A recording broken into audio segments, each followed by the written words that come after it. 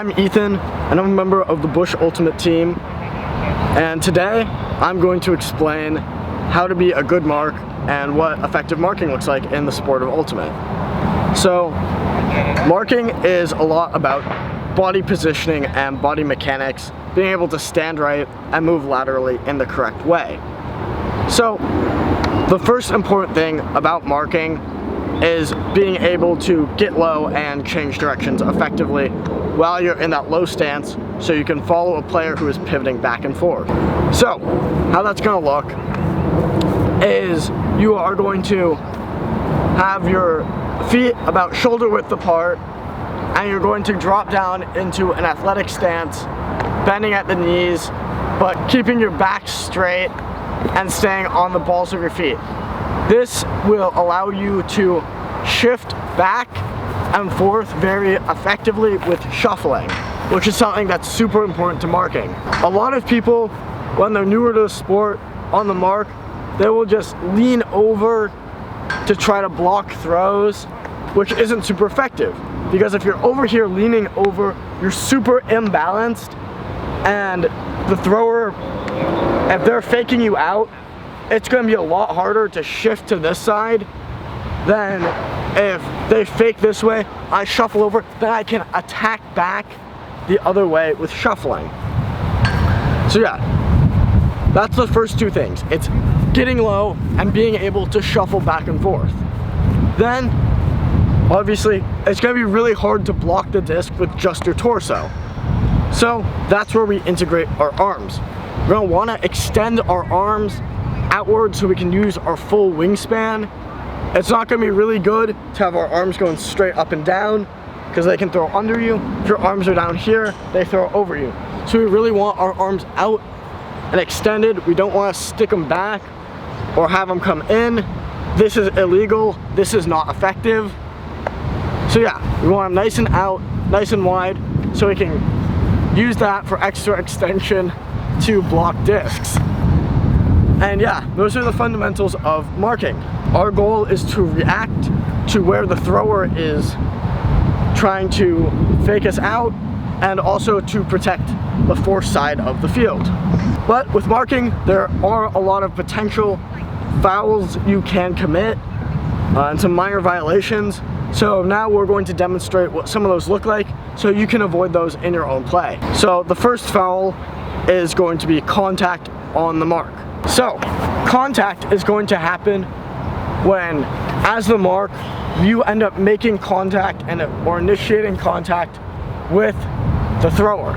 So for example, if I go out here to fake forehand and Obi hits my arm like that, that would be contact. Or if I'm trying to step back in here and Obi hits me here, that is also a contact foul. So what's going to happen if this happens to you on the mark and the mark has hit you, they've made contact with you, you are going to call contact. And this, when it happens, play is going to resume, but the stall count is going to drop to 0.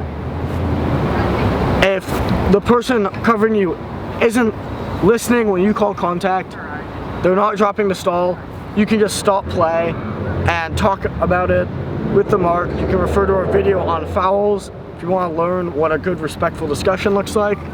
So yeah, contact, when it happens, the stall is going to drop to 0, they're going to restart, and yeah, that's one type of violation on the mark. Another violation on the mark is going to come when someone is stalling and they're stalling too fast. Normally, and within the rules, stalling should be done at a slowish and consistent pace. So stalling 1, 2, 3, etc. That's going to be a second. However, a lot of people will end up stalling you. Stall 1, 2, 3, 4, 5, 6, 7, 8, 9, 10, and so on. And that's a fast count. That's too fast. Those aren't whole seconds. So if that happens, you're going to call a fast count. And so what's going to happen, if Obi was at stalling 8, the stall is going to drop 2 counts, and he is going to resume the stall saying stalling 6, so it's gone down by 2. So if I call fast count, he's at stalling 8, fast count 6. 7, 8. Yeah, just like that. So that's what's gonna happen with a fast count. So the next kind of marking foul that can be committed is going to be disc space.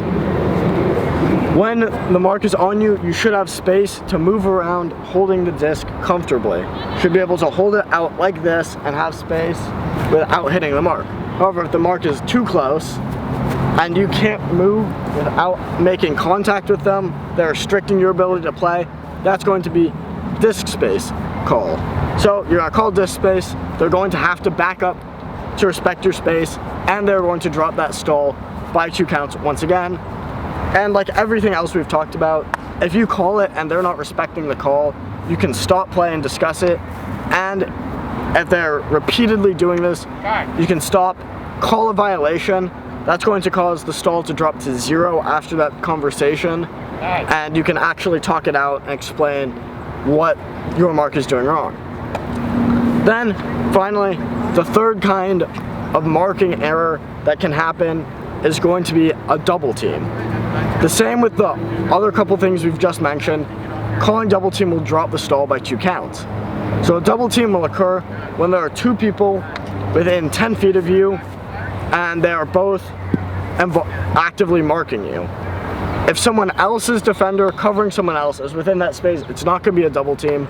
But if both players on you are covering the player with the disc, that's going to be a double team.